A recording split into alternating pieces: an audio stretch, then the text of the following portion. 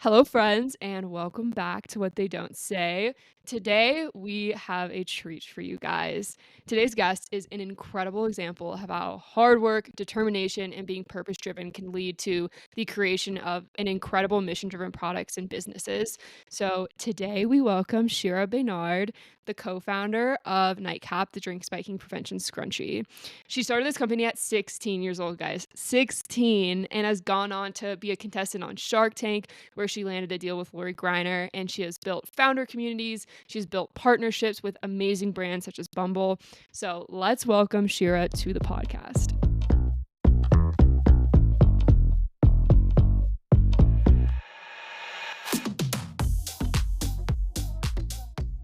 I can't with people. I'm after this podcast, I'm gonna throw hands. Do you have some drama you want to share? Yeah, I have drama. Okay, I usually okay. don't have drama, and my God. Yeah, well, let's spill the tea. What can I say? Let's just say How old are you guys? 23. Yeah, I'm 22, and just being like a young 20-year-old is hard. We're constantly learning about ourselves, and we're figuring it out, and also running a business and doing what you love is hard as well, because a lot of people don't want you to win. You have to figure a lot of stuff out on your own, be a good person, and eliminate all the noise that is coming your way. And when it comes from people that are close to you and they question your character, I go crazy. And this doesn't happen a lot. This is there's someone that yesterday has just picked me to shreds, took me and ripped me apart, and basically just said all these things that if you asked me last week, I would say they're not true. But when it comes from someone close to you, you're like, am I rude? Am I ungrateful? Am I the worst person alive? Literally. And you're just like, you can't win sometime. Yeah. You're here. Yeah. And we Thank were you, just talking guys. about this concept of control and how, which can go into a whole lot of different things. Like Lauren was talking about it in her relationship. I have serious control issues with anything that I remotely put my hands on. And it's hard, being in a space and trying to produce anything, whether it's a physical product or a media product or anything like that. It's hard. And all the eyes are on you. And all of a sudden, expectations are much higher for you when, we're just girls. We're just girls in our 20s trying to do good things. Yeah, especially people that are close to us too have given us a lot of shit and have torn us down in a lot of ways. And I'm talking friends, family members. It's really hard. But I think that when you start just kind of staying true to who you are and what your purpose is, then it's a lot easier to ignore it. But when it's people you're close with, you're like, fuck, maybe I am doing something wrong, or maybe I'm not doing this as well as I should be. But I think it's just the also just the battle of being a woman in this space, because you can be a man and be a fucking dickhead and be running a business, and that means you're powerful and successful. Yeah, what you said about being a woman in the space, it's like that in itself. You just have to stick to your purpose, and that can be so hard sometimes when you're being questioned by people around you, especially what you guys are doing. When you are loud about something that people don't want to talk about, people don't like that. It just makes it harder to get through those obstacles, and you want to be a voice, you want to help people, and I don't understand why there's so much pushback on these kinds of things. Yeah, people don't see the vision, and that's their loss. I think that we are intimidating. Love that. Yeah, yeah, I've heard that my whole life. I really think that's what it is, and that makes people mean and fearful. I also think it would mean, which we've talked about a lot, that you have to admit that there's a problem. The majority of our family knows about this podcast, but it's not something that is really talked about openly. And the entirety of our sexual assault court case was hid from almost all the family. It wasn't talked about. We don't talk about this with our grandma at all. I don't think she has a single idea.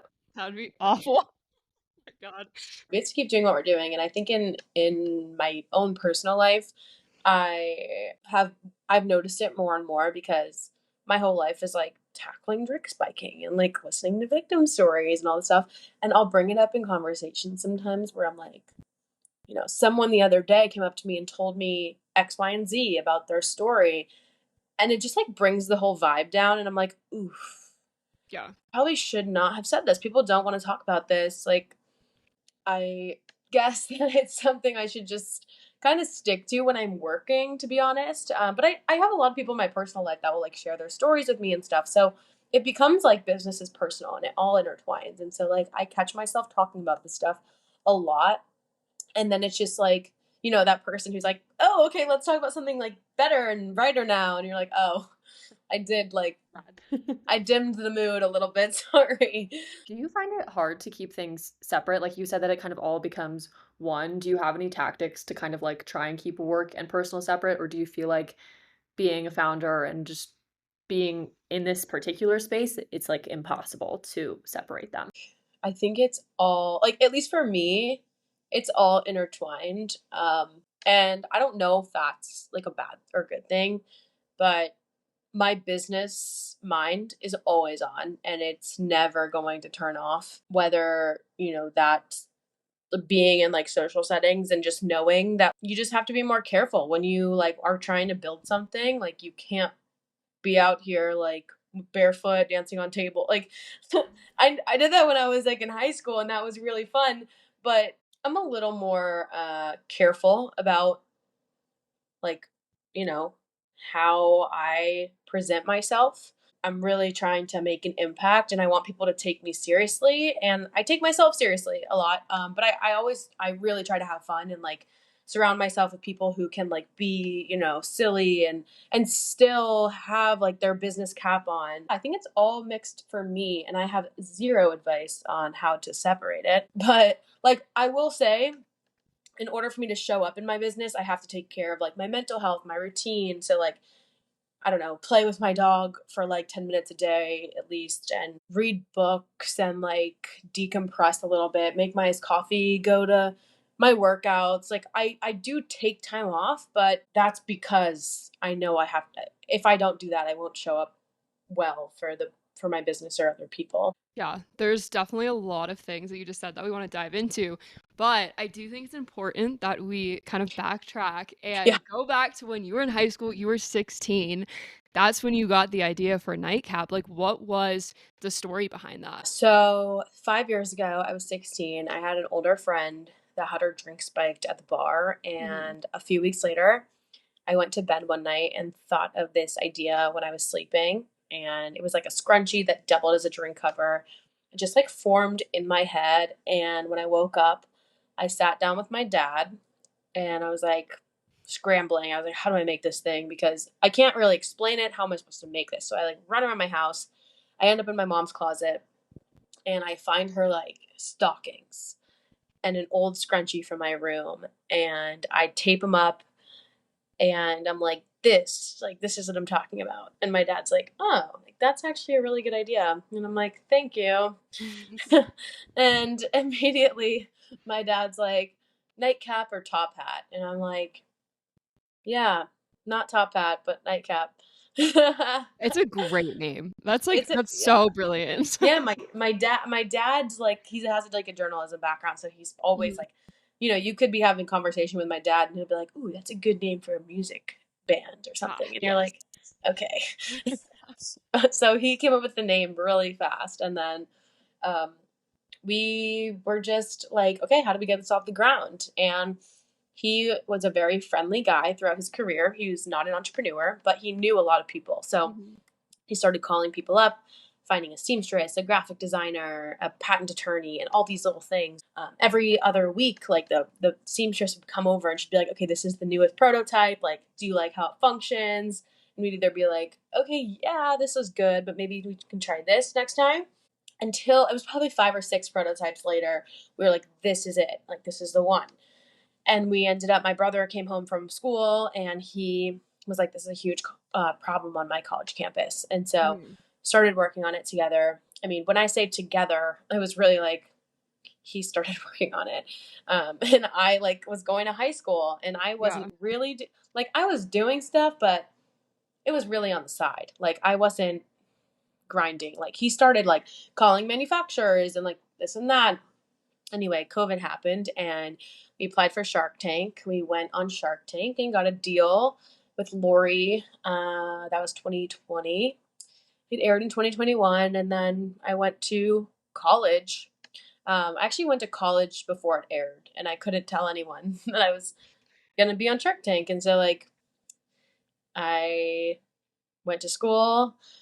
The episode ended up like blowing up our business, and it changed the trajectory of NightCap. And so it allowed me to realize, okay, this is a real problem and product, and I didn't feel like I was elevating like from being in school. I was going to University of Tampa, beautiful campus, great school. I just was like, this is I just don't feel this is for me. So Mhm. ended up dropping out.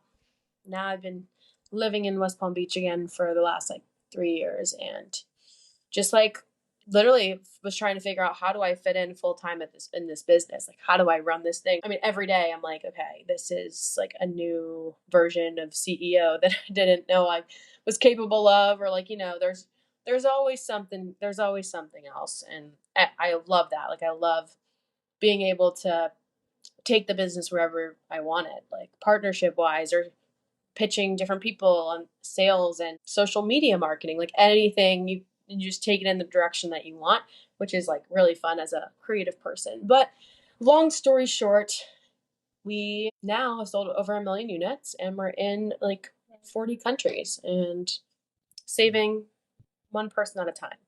Obviously, you've believed in it from the beginning, but it was really the people around you who were like, "No, like, this is awesome." And you're like, "Oh, I'm a 16-year-old girl, like, I'm still gonna be doing my thing. I'll participate." But, what was it like working with your brother? Like, to have him Mm. become so all in on this while you were still kind of growing up as you are now as well. Were there any struggles with working with a man in this space and someone that you're related to? I literally would have killed my brother if I worked on anything with him. It's very timely that you ask me this, but um, anyway, there was never really the thought being like, oh, he's a man, he can't be in this space, because he knew of the problem, and men get roofied too, which Oh, yeah, no, all the we time. don't. Yeah, we don't talk about it, but they Mhm. do. I'd always wanted to work with my brother. I always looked at him as like the smartest person in the world. As an older brother, I always wanted his opinion. So him dropping everything to work with me was like, oh, I have a really good idea, and he's going to help me like bring this thing to life. Like, he knows what he's doing. And for the most part, I was right. Like, he really, I mean, he's 50% of the business. He knows what he's doing, and we have totally different lanes. I'm more like front facing, marketing, partnerships, sales, and he's just like operations and all the boring stuff like that you don't want to do. I think when it comes to like the whole like looking at men in this industry, it's only a problem when I'm speaking to older men who accuse me of like, basically they say that drink spiking doesn't exist. And a lot of times these are like bar owners, club owners, like people who have like authority to like change, to like help people. Like, those are the ones that are like, oh, this doesn't happen. Or like, Right. we don't want, the people coming into my bar to think that there's a problem. Well, sir, It's like there's a sex problem. education in schools and There's rape. yeah, yeah, like there, sir, like there is a problem actually. And so it's really tough to be on the other side of that and being like, dude, like, who cares? This is something that I've been taking note of recently.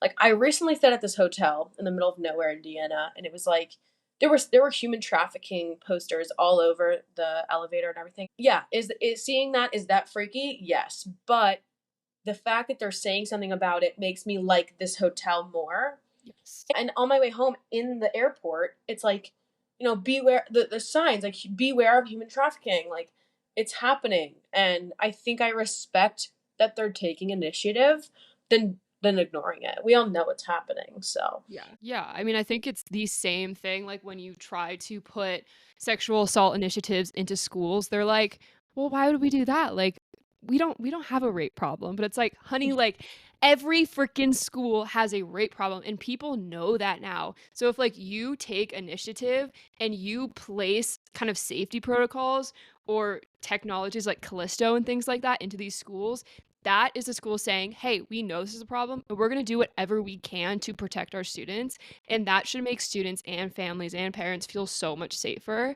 And I think it's really crazy when people are just like, no, like, none of these things are an issue. Like, they don't happen here. Like, this is a sanctuary where, like, nothing bad walks in here. The most frustrating thing to experience being in this space is just how people love to deny stuff and love to live in this state of oblivion where it's just gonna halt so much progress. Fully 1000% agree. And that's why we just helped pass a law in California. So now it's mandated, and these bar owners have to have them.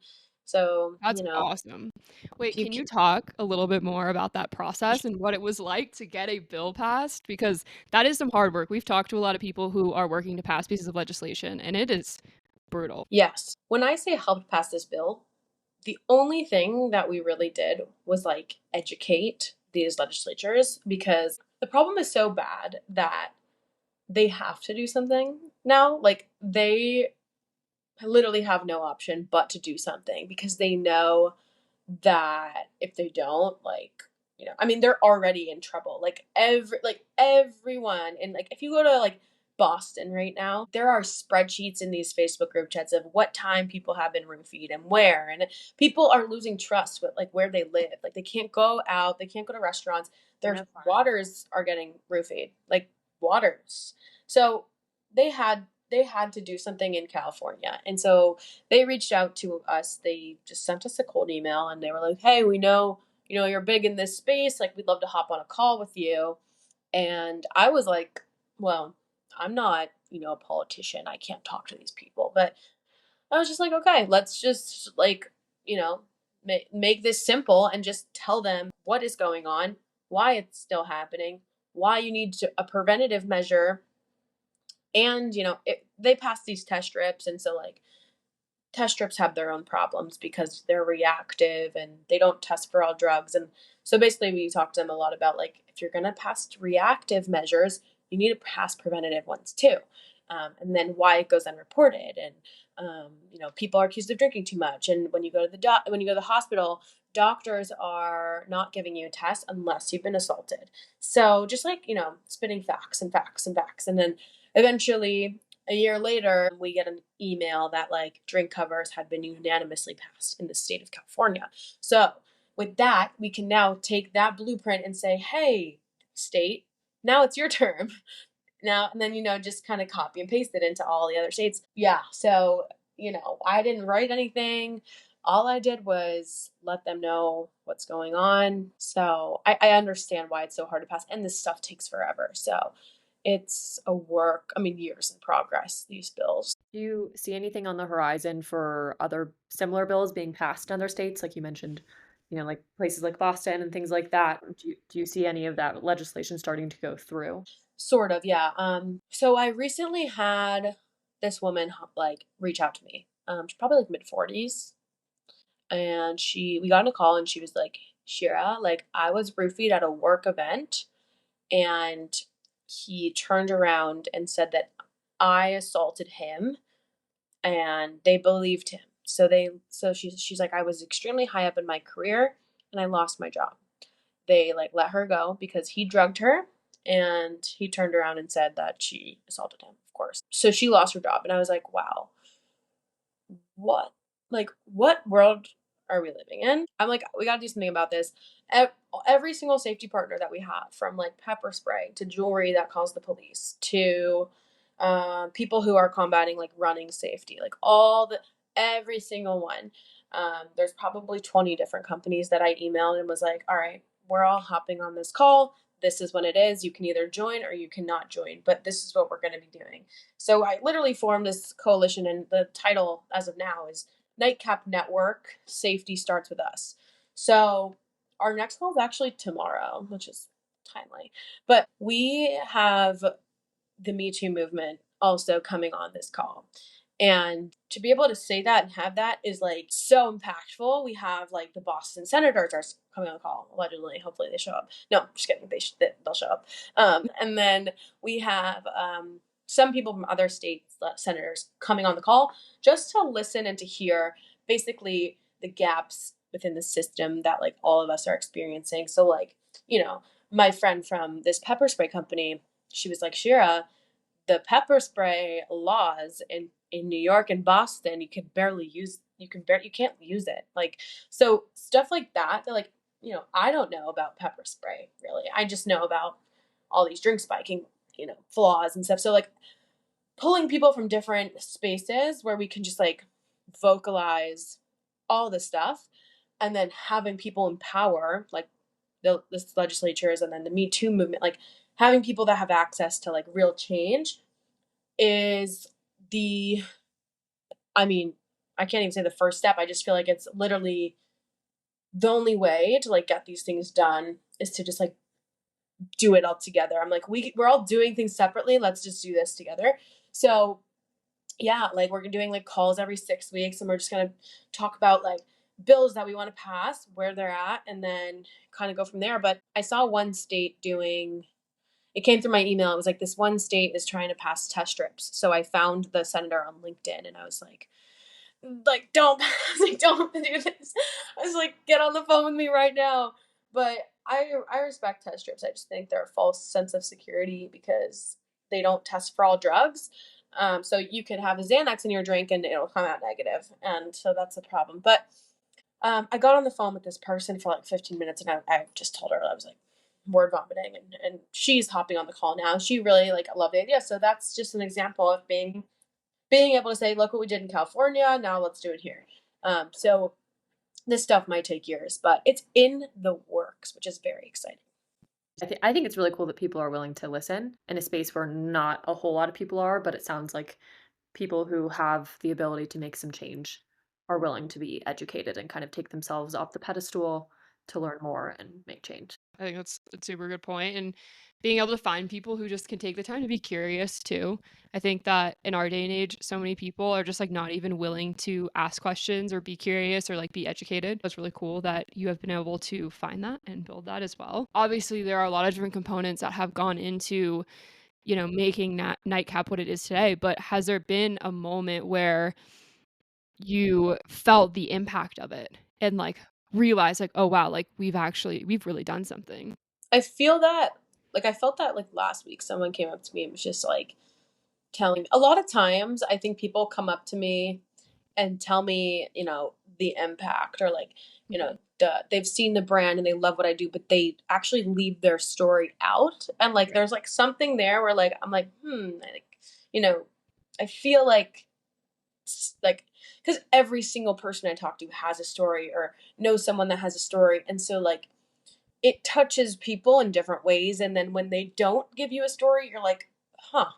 Um, I'm happy that it has reached you. Sometimes you just never end up knowing why, but definitely one of our Amazon reviews is like someone who was in a dark club, and she walked into like a better lit lobby, and there were like pills and powders on her nightcap, or like crushed up powder pills, something like that, on the nightcap. So someone actually tried to drug her. People are still trying, and they probably don't even see the nightcap. But that moment when I read that, I was like, yeah, this is a real making a real impact. Kind of a question just about like this is rewinding a little bit, but so it sounds like you found some people in the space who are willing to listen, but there's also a lot of people who are not willing to listen and don't want to participate in the change at all. What sort of pushback have you received from any like businesses or universities when trying to either like get your products in those doors or just talking to them about this problem? I mean, recently I've had people be more open to conversation, but then ghost. Like normally when we started and we didn't have like a platform and people didn't know who we were, it was like drink covers. We don't need that. And they just like wouldn't even listen. Now they listen, but they don't want the product. They don't want to, say that there's a problem. I think the most pushback comes from just bars and clubs. And I think universities are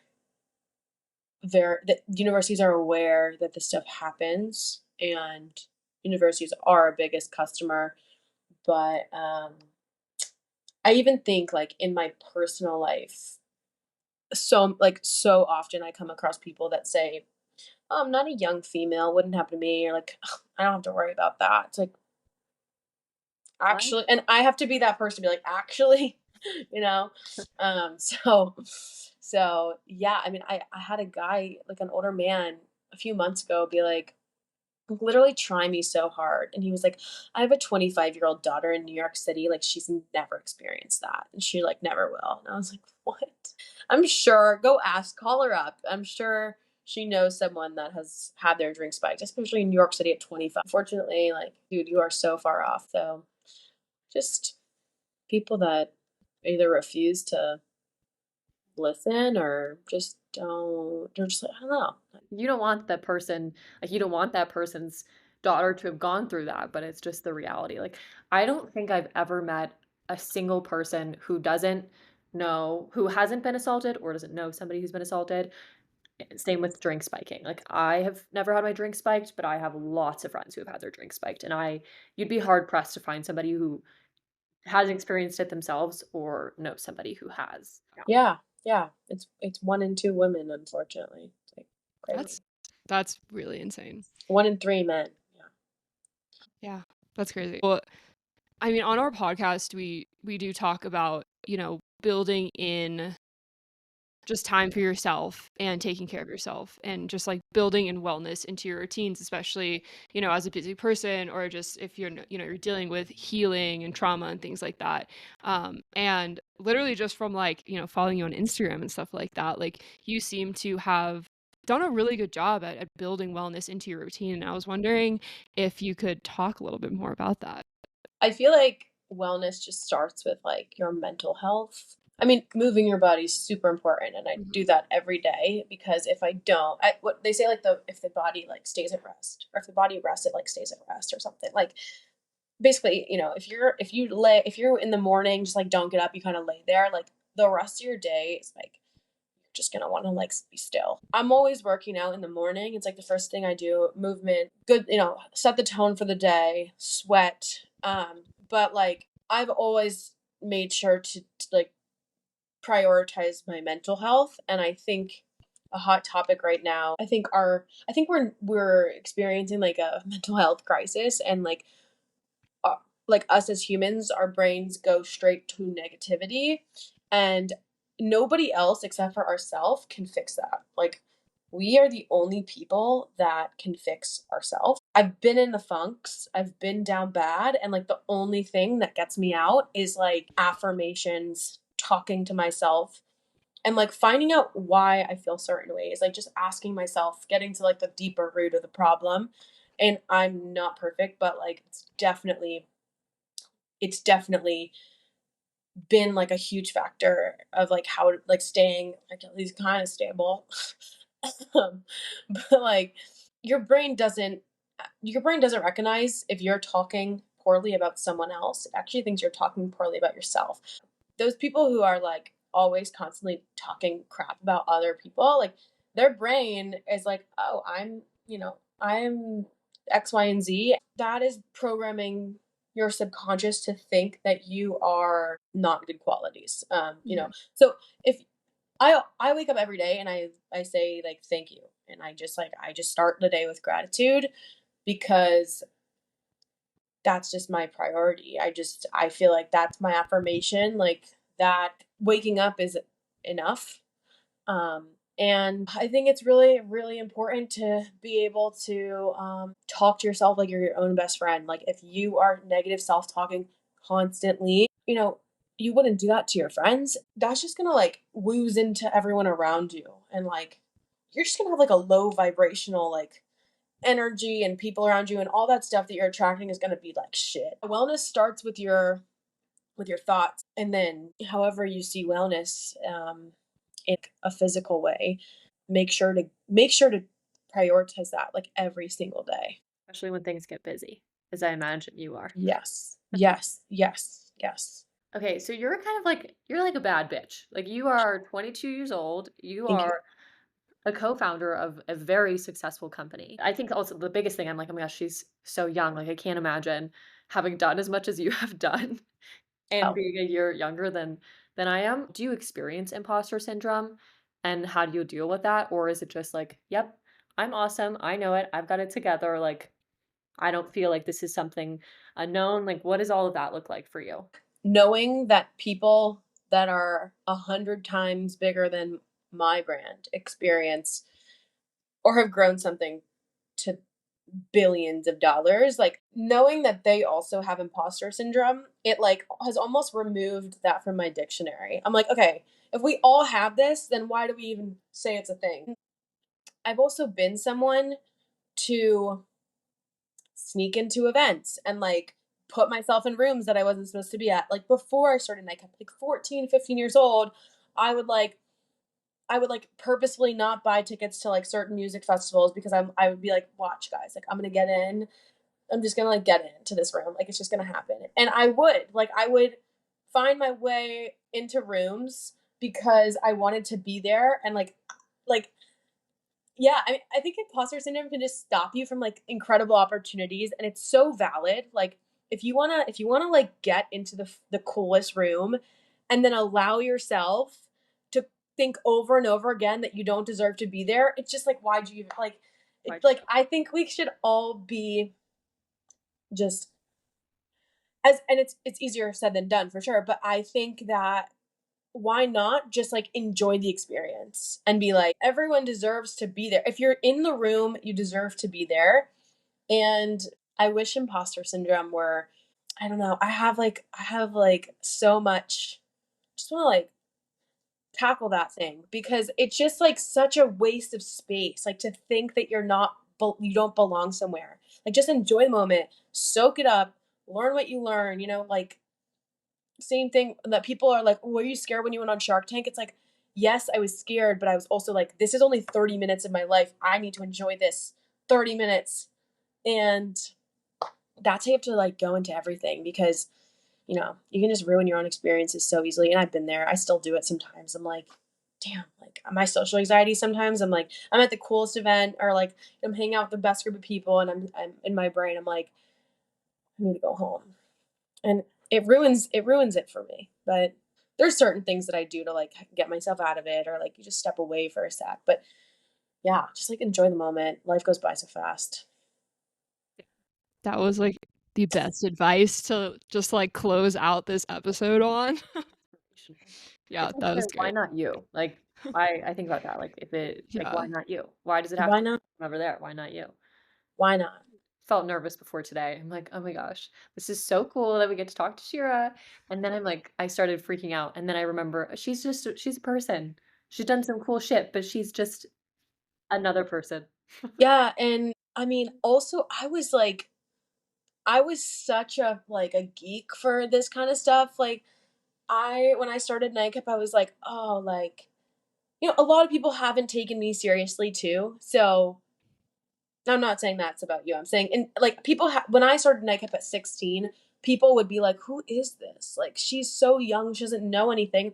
But that's actually just what I thought of myself. Like, I just thought, "Oh, I'm so young. Like, I don't know anything. I can't pick up the phone. I can't talk to people. I am not like credible for this." And then, you like 5 years later, it's like, okay, now I can do it. But it's because it's taken years of just like practicing and like learning and just like allowing yourself to screw up. Yeah, I mean, I think when you can humanize everyone, like especially sharks, like especially when you're walking to Shark Tank and you can be like, okay, they're all human, they all like, have been here. You like it just changes everything. Like we all just want like connection, like Mhm. we the three of us started off this podcast talking about like how people don't love that we're loud about certain topics. And like that is a fact. That is a common experience that we share. And I think if you can approach people that you look up to and like find a common ground, that can like really level the playing ground, the playing field almost, and be like they'll be like, oh, like this person understands me kind of thing. Anyway, my TED talk. What do you think is not said enough about drink spiking? The most common person to spike your drink is someone that you know. Fuck. That's us. Boom. thank you so much for Of coming course. on. We're so happy we got to chat with you. Of course. It was so lovely talking to you. Thank you so You guys too. Thanks for having me.